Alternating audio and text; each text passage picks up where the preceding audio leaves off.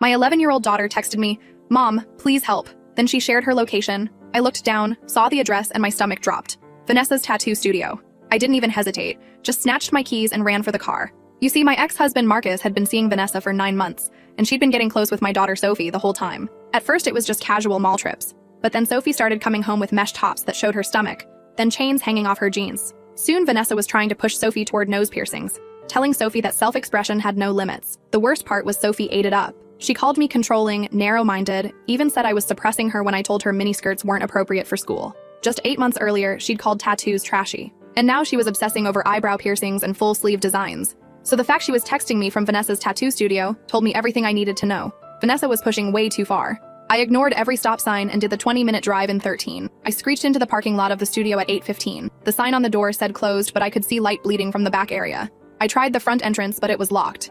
I pounded on the glass. Sophie, no answer. I moved to the side window and pushed my face against it, but I couldn't see inside. Vanessa! I pounded again. That's when movement caught my eye. Vanessa stepped into the doorway. I could see her carrying something. She saw me through the window, made direct eye contact with me, but she didn't come toward the entrance or try to tell me everything was fine. Instead, she just watched me for a moment, then grinned, spun around, and disappeared back into the back area. My chest tightened. I called Sophie again. No answer. That's when I pulled out my phone. My daughter is trapped at this location against her will. The operator asked if there was proof of active danger. She's 11. She texted, "I need you. We'll dispatch someone. Stay connected." I disconnected, but I couldn't just wait. That's when I noticed the decorative stones near the entrance. I grabbed one and tested the weight in my palm. Shattering this window was illegal. I could face charges, but then I heard noise from inside. A muffled whimper. It sounded like Sophie. I didn't even hesitate at that moment, just hurled the stone as hard as I could. Glass shattered everywhere. I shoved my arm through the broken window and flipped the lock from inside. I bolted toward the back area. Vanessa started yelling immediately. "What the hell? You smashed my window!" I shoved past her into the back area and froze solid. Sophie was lying face down on the tattoo table. Her shirt was gone. Her entire back was inflamed and bloody. There was a half-finished skull design covering her entire back, black and gray ink, a sugar skull tattoo. She was sobbing. I yelled and scooped her up. Then I yanked off my jacket and covered her with it. Vanessa's tone got confrontational immediately. Sophie wanted this. She begged for it. Sophie cried into my shoulder. I didn't. I told her no. Vanessa's expression changed. Strategic now. "You smashed my window," she said abruptly. "I'm calling the police." I already did. I clutched Sophie tighter. Sirens echoed in the distance, getting louder. 2 officers pushed through the broken entrance minutes later. They saw glass scattered, me holding Sophie, Vanessa gesturing and yelling. She broke in. An officer approached me. "Ma'am, did you shatter this window?" "Yes, but I need you to look at my daughter." Hands behind your back. Now I had no option. I released Sophie. I spun around and felt the handcuffs snap onto my wrists. Vanessa's whole expression transformed instantly. Satisfaction. Triumph. "She's been stalking me for months, officer. She's unhinged," Vanessa claimed. "Look at my daughter's back," I said frantically. "Please, she's lying." Vanessa jumped in quickly. "She's always lying." Sophie was standing there trembling. The second officer was recording Vanessa's version, but the officer who'd restrained me was staring right at Sophie now. He walked to her and crouched down. "Hey, honey, are you all right?" Vanessa immediately stepped closer. "She's fine, officer." The officer glanced at Vanessa, eyes hardening, then back at Sophie. Something about his expression made her feel safe. "I'm not all right," Sophie said softly. "Can you tell me what happened here?" the officer asked. Sophie's voice was small. She wouldn't listen. She gestured at Vanessa, but Vanessa interrupted again. "She's just scared, officer. She wanted this. Tell them, Sophie." Sophie recoiled at her tone. The officer studied my daughter closely. "What's under the jacket, honey?" Sophie looked at me. I nodded. Then she turned and let the jacket drop. The officer's entire posture shifted when he saw the skull face. His partner stopped taking notes. The room went silent. Both officers faced Vanessa. "Did you do this?" Her composure fractured. Her father approved it. "There is no approval." The officer interrupted her. "Tattooing a minor is a felony in this state, regardless of parental permission." Vanessa started panicking. But she smashed my window," she pointed at me. The officer dismissed her. He actually walked over and removed my handcuffs. A parent has the right to defend their child from assault. This woman saw her daughter being attacked and responded. Then he faced Vanessa. "You turn around. Hands behind your back." The handcuffs clicked onto Vanessa's wrists. I got full custody of Sophie within 72 hours. The custody hearing was a formality at that point. My ex-husband didn't even bother showing up. His lawyer sent a letter claiming he was too distraught to appear. Distraught. The man who'd handed his daughter over to a woman who permanently scarred her was too distraught to face a judge. The irony wasn't lost on anyone in that courtroom. Judge Patterson reviewed the police report, the photographs of Sophie's back, the medical examiner's testimony about the extent of the damage. She didn't ask many questions. She didn't need to. The evidence spoke for itself. Full custody granted. My ex-husband's visitation rights were suspended pending a psychological evaluation. I walked out of that courtroom holding Sophie's hand, feeling like I could finally breathe for the first time in months. But the story didn't end there. Not even close. The first week after the hearing, Sophie barely spoke. She'd sit in her room for hours, staring at the wall. She refused to change clothes in front of me. She showered with the lights off, The tattoo had become a source of shame, so deep I could see it eating her alive. I took her to Dr. Whitmore, a child psychologist who specialized in trauma. After their first session, Dr. Whitmore asked to speak with me privately. "Your daughter is experiencing acute stress disorder," she said carefully. "The tattoo itself is traumatic, but there's something else. She feels responsible for what happened." Responsible? I couldn't hide my confusion. She was the victim. Dr. Whitmore nodded slowly. In her mind, she let this happen. She trusted Vanessa. She went along with things she knew were wrong because she wanted to fit in, wanted to seem mature. Now she's carrying guilt that doesn't belong to her. I thought about all those times Sophie had defended Vanessa. All those arguments where she'd called me controlling and narrow-minded. In her 11-year-old mind, she'd chosen Vanessa's side, and now she was punishing herself for it. "What do I do?" I asked. "Be patient. Be present. And when she's ready to talk, listen without judgment." That night, I made Sophie's favorite dinner. Spaghetti with meat sauce, garlic bread, the works. She picked at her food, moving noodles around her plate without eating. "Mom?" Her voice was barely above a whisper. "Yeah, baby? I'm sorry." I set down my fork. "For what?" "For everything." Her eyes were filling with tears. "For saying those things to you. For believing Vanessa. For being so stupid." I moved to her side of the table and pulled her into my arms. "You weren't stupid. You were manipulated by an adult who should have known better. None of this is your fault. But I went with her. I got in her car. I walked into that studio. Because you trusted her. That's what kids are supposed to do with adults in their lives. She's the one who broke that trust. She's the one who committed a crime, not you." Sophie buried her face in my shoulder. "I hate the tattoo. I hate looking at it. I hate that it's on my body forever." I held her tighter. "It's not forever. When you're older, there are options. Laser removal, cover-ups, things that can help. But right now, all that matters is you healing, inside and out." We sat like that for a long time. Eventually, Sophie pulled back and looked at me with red-rimmed eyes. "Dad hasn't called." I tried to keep my expression neutral. "No, he hasn't. He's not going to, is he?" I wanted to lie. I wanted to tell her that her father loved her, that he was just processing, that he'd come around eventually. But Sophie had been lied to enough. "I don't know what your dad is going to do, but I know what I'm going to do. I'm going to be here, every single day, no matter what." She nodded slowly, like she was absorbing that truth. Then she picked up her fork and actually took a bite of spaghetti. Small victories. 3 weeks after the custody hearing, Vanessa's criminal trial began. The district attorney, a woman named Patricia Holloway, called me the day before to prepare my testimony. "The defense is going to try to paint you as unstable," she warned.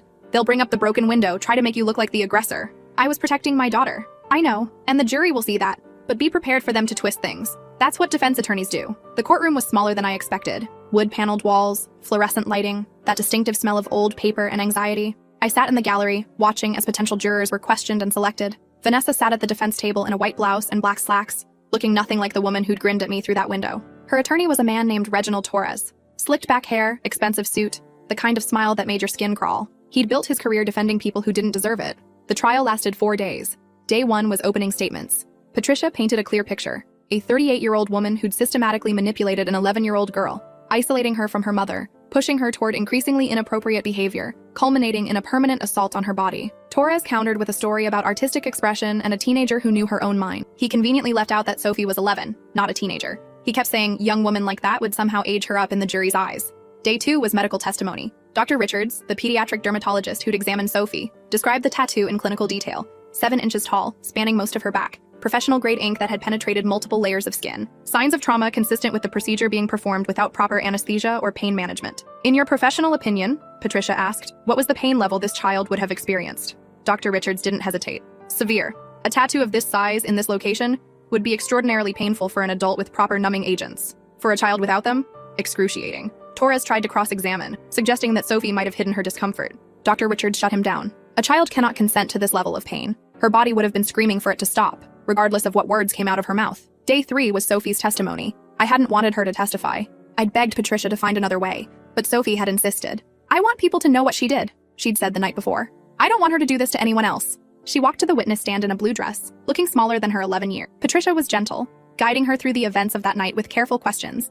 "Can you tell us what happened when you arrived at the studio?" Sophie's voice was steady. "Vanessa said it would be a surprise, that my dad knew and he was excited for me. She said the tattoo would make me look grown up and cool. Did you want the tattoo?" At first, I thought I did, but then she showed me the design. It was huge. I said it was too big, and she said I was being a baby. What happened next? Sophie's composure cracked slightly. She made me take off my shirt and lie down. When the needle touched my skin, I screamed.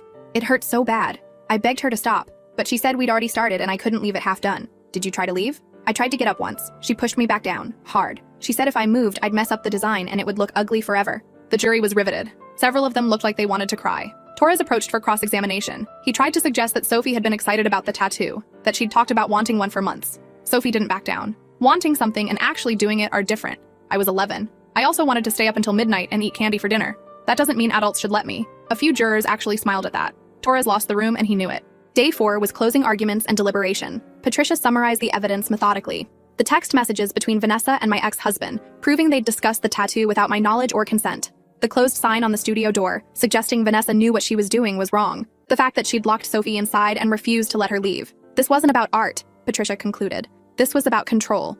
About an adult woman who wanted to prove she had more influence over a child than that child's own mother. She used Sophie as a weapon in a custody battle that had nothing to do with Sophie's well-being. And in doing so, she permanently marked an 11-year-old's body without that child's meaningful consent.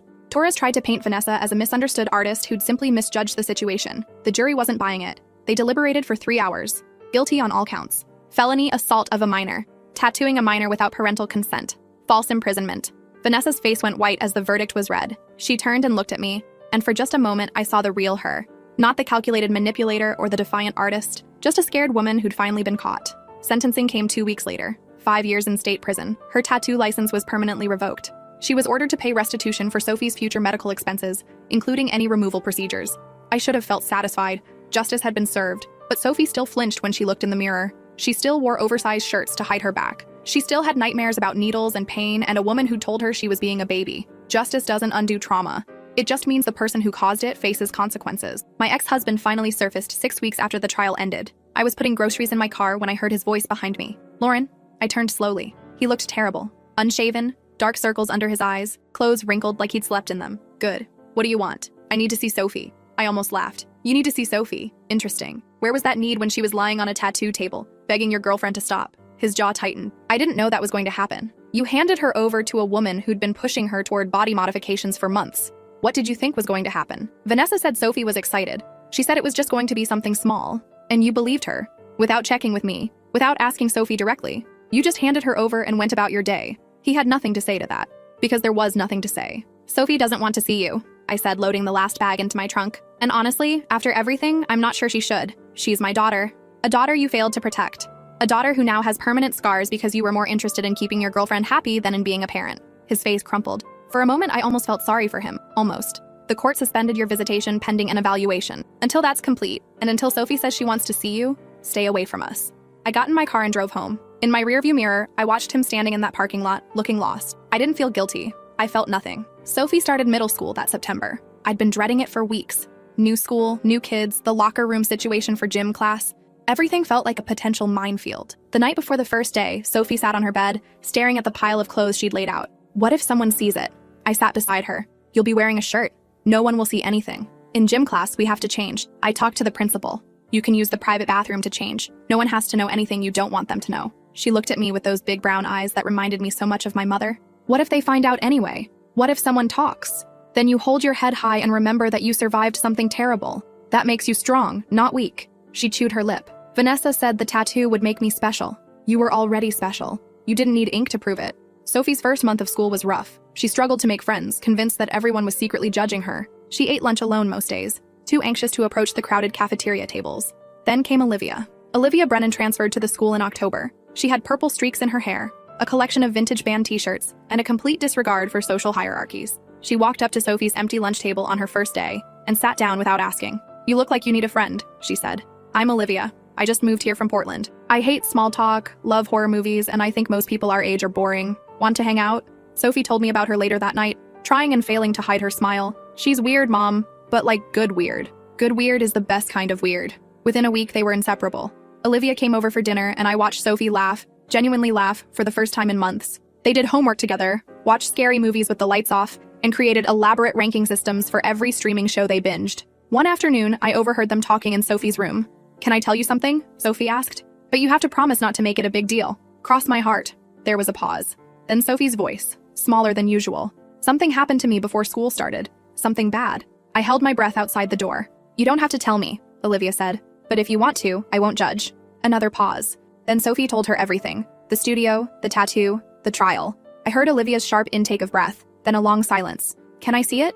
Olivia asked finally. More silence, then rustling. Holy crap, Olivia breathed. That's intense.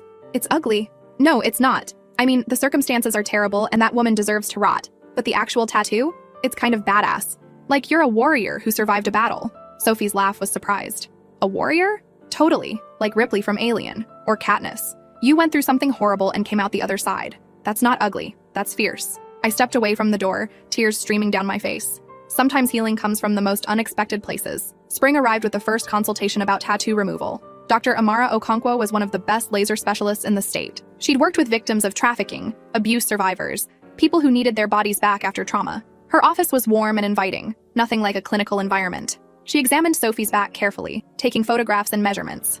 The good news is that this type of ink responds well to laser treatment. The bad news is that complete removal would require multiple sessions over several years. We're looking at 15 to 20 treatments minimum. Sophie's face fell. That many? I know it sounds like a lot, but there's another option we can discuss. Dr. Okonkwo pulled up images on her computer. Cover-up work. We can transform this design into something completely different. Something you choose for yourself. She showed us examples. Skulls transformed into flowers. Gang symbols turned into elaborate landscapes. Dark imagery converted into butterflies, birds, gardens. The original work would still be underneath, but visually it would be completely hidden. And because you'd be choosing the new design, it becomes an act of reclamation rather than erasure. Sophie stared at the images for a long time. Can I think about it? Of course. This is your body and your choice. There's no timeline on this decision. On the drive home, Sophie was quiet. Finally, she spoke. I think I want to cover it up, but I don't know with what. You have time to figure that out. What if I never figure it out? What if I hate whatever I choose? I glanced at her in the rearview mirror. Then we try something else. This isn't a one-shot deal. Whatever you decide, I'm with you. We'll figure it out together. She nodded slowly. Together. I like that. The summer before Sophie turned 13 was when everything changed with her father. He'd completed his court-ordered psychological evaluation, which determined he wasn't a threat to Sophie's safety, just spectacularly bad at judgment. The court reinstated supervised visitation, 1 visit per month at a designated facility. Sophie didn't want to go. I couldn't blame her. I don't have anything to say to him, she told Dr. Whitmore during their session. He chose Vanessa over me. He let her hurt me. Why should I pretend that's okay? Dr. Whitmore didn't push. She never pushed. Forgiveness isn't about pretending something's okay. It's about releasing the weight of anger so you can move forward. Whether you ever forgive your father is entirely up to you, but you might want to hear what he has to say, just once. Sophie agreed to 1 visit. Just 1. I drove her to the visitation center on a Saturday morning in July. The building was nondescript, beige walls and plastic chairs, the kind of place designed to be as neutral as possible. My ex-husband was already there, sitting in a corner with his hands folded. I walked Sophie to the door of the visitation room and squeezed her hand. I'll be right outside. If you want to leave at any point, just say the word. She nodded and walked in alone. I sat in the waiting area for 45 minutes watching the clock. Every minute felt like an hour. I tried to read a magazine but couldn't focus on a single word. When Sophie emerged, her expression was unreadable. How was it? I asked carefully. She shrugged. He cried. A lot. Did he apologize? Like 100 times. He said he was wrong about Vanessa, that he should have listened to you, that he'll regret what happened for the rest of his life. Do you believe him? Sophie considered the question carefully. I believe he feels bad. I'm not sure that's the same thing as actually being sorry. I didn't push for more. We got ice cream on the way home and talked about everything except her father. 2 weeks later, Sophie asked to see him again. Then again the following month. The visits weren't warm or comfortable, but they happened. She was building something new with him, something cautious and guarded but real. I couldn't hate him for that. Whatever my feelings about my ex-husband, he was still her father. She needed to work through those feelings in her own way. Sophie's 13th birthday arrived on a Saturday in October. She'd requested a small party. Just Olivia, a few other friends from school, and me. No big celebrations, no fuss. But I had a surprise for her. That morning, I handed her an envelope. Inside was a card with a handwritten note. For your 13th birthday, you get to make one choice that's entirely yours. Whatever you decide, I support you completely. Sophie looked confused. What does that mean? I pulled out a folder from Dr. Okonkwo's office. You've been thinking about what to do with the tattoo for almost 2 years. I think you're ready to decide. Sophie opened the folder slowly. Inside were sketches she'd drawn over the past year. Different ideas for cover-ups she'd been considering. Flowers, mostly. Cascading roses, wildflowers, cherry blossoms. She'd filled 3 notebooks with designs. Dr. Okonkwo reviewed all your sketches, I continued. She thinks this one would work best. I pointed to a drawing of a garden scene. Flowers climbing upward, butterflies scattered throughout, a subtle sunrise peeking through at the top. Sophie stared at the image. She can really do this? She's confident she can, but only if you're ready. Sophie looked at me with tears in her eyes. I'm ready. The cover-up work took 6 months, spread across 8 sessions. Each appointment was 3 to 4 hours of careful, painstaking work by Dr. Okonkwo and her team. The first session was the hardest. Sophie lay on the table, gripping my hand, as the needle touched her skin for the first time since Vanessa. But this time was different. This time, she'd chosen to be there. This time, the pain was building something beautiful. By the 3rd session, you couldn't see the skull anymore. The black and gray had been transformed into the foundation of something new. Sophie would look in the mirror after each appointment, watching the garden grow across her back. It's like she's disappearing, Sophie said after session 5. Vanessa, I mean. Every time I look now, I see flowers instead of what she did. That's the point, I said. You're taking your body back. The final session was in April. 1 week before Sophie's end-of-year dance. When Dr. Okonkwo finished and stepped back, Sophie walked to the mirror and turned around. The garden was complete. Roses in shades of pink and red climbed from her lower back toward her shoulders. Wildflowers filled the spaces between. Butterflies, 3 of them, hovered near the top. And right in the center, almost hidden among the petals, was a small hummingbird. Sophie's addition to the design. It represents moving forward, she'd explained when she added it. Hummingbirds are always in motion. They don't look back. She stood at that mirror for a long time, studying every detail. "Mom," she finally said, "it's beautiful." I wrapped my arms around her carefully, avoiding the fresh ink. "You're beautiful. You always were." The day of the dance arrived. Sophie had picked out her dress months earlier, a navy blue gown with a low back that she'd been terrified to wear. Now she put it on without hesitation. Olivia came over to get ready together. They did each other's makeup, argued about hairstyles, and took approximately 800 photos. Standard pre-dance chaos. When Sophie came downstairs for the official parent pictures, I had to catch my breath. She looked older than 13. Not in a bad way, not in a trying too hard way. Just confident. Comfortable in her own skin in a way she hadn't been for years. "You look amazing," I managed. Sophie smiled. "Thanks, Mom, for everything." Olivia's dad arrived to drive them to the dance. As Sophie headed for the door, she paused and turned back. "Hey, Mom." "Yeah? I'm glad you broke that window." I laughed, tears threatening to spill. "Me too, baby. Me too." After she left, I sat alone in my quiet house, thinking about everything that had led to this moment. The terror of that night at the studio, the trial, the therapy sessions, the long, slow process of watching my daughter heal. It hadn't been easy. None of it. There were days when I doubted everything, when I wondered if Sophie would ever be okay, when the weight of being her sole protector felt crushing. But sitting there, knowing she was out dancing with her friends, wearing a dress that showed off the art she'd chosen for herself, I felt something I hadn't felt in a long time: hope. 3 years after the incident, I received a letter from the parole board. Vanessa was up for early release. I wasn't required to attend the hearing, but I wanted to. I needed to look her in the face one more time. The hearing room was small and sterile. Vanessa sat at a table in her orange jumpsuit, looking older than her 42 years. Prison had not been kind to her. Several people spoke. The prosecutor recounted her crimes. A victim's advocate read a statement about the long-term impact of tattoo assault on minors. Then it was my turn. I stood at the podium and looked directly at Vanessa. "3 years ago, you took my daughter to your studio and permanently marked her body. You held her down when she tried to escape. You told her she was being a baby when she screamed in pain. You did this to an 11-year-old child." Vanessa stared at the table. She didn't look up. "My daughter has spent the last 3 years in therapy. She's had 8 sessions of cover-up work to transform what you did into something she can live with. She still has nightmares about needles. She still flinches sometimes when someone touches her back unexpectedly." I paused, steadying my voice. "You don't deserve early release. You don't deserve sympathy or understanding or a second chance. You deserve to serve every single day of your sentence. And then some. Because what you did to Sophie wasn't just assault. It was a deliberate, calculated attempt to claim ownership of a child's body. And that is unforgivable." I sat down. My hands were shaking, but my voice had been steady. That was enough. The parole board denied Vanessa's request. She would serve her full sentence. As I left the building, I felt lighter than I had in years. Not because of revenge, not because of satisfaction, but because I'd spoken the truth, out loud, to the person who needed to hear it most. Sophie is 16 now. She's a sophomore in high school, still best friends with Olivia, still wearing her garden on her back like armor. She joined the debate team last year and turned out to be terrifyingly good at it. She wants to be a lawyer someday, specifically one who advocates for children. "I want to help kids who went through what I did," she told me last month. "I want them to know someone is in their corner." I couldn't be prouder. Her relationship with her father is complicated but stable. They see each other twice a month now, unsupervised. They're not close, not the way they used to be, but they're working on it. Sophie says she's learning to separate the father he was before from the one who failed her. It's a process. My ex-husband eventually married again, a woman named Teresa, who seems decent enough. She makes an effort with Sophie, which is more than Vanessa ever did. I don't wish them ill. I just keep my distance. As for me, I went back to school 2 years ago. I'm finishing my degree in social work with a focus on child advocacy. That night at the tattoo studio taught me something important. Sometimes the system fails to protect kids. Sometimes it takes a parent willing to break a window to save their child. I want to be part of changing that. Last week, Sophie and I were sitting on the porch, watching the sunset. She'd just gotten her driver's permit and was buzzing with excitement about finally being able to drive herself places. "Hey, Mom," she said suddenly, "do you ever think about that night? At the studio?" I considered the question. Sometimes.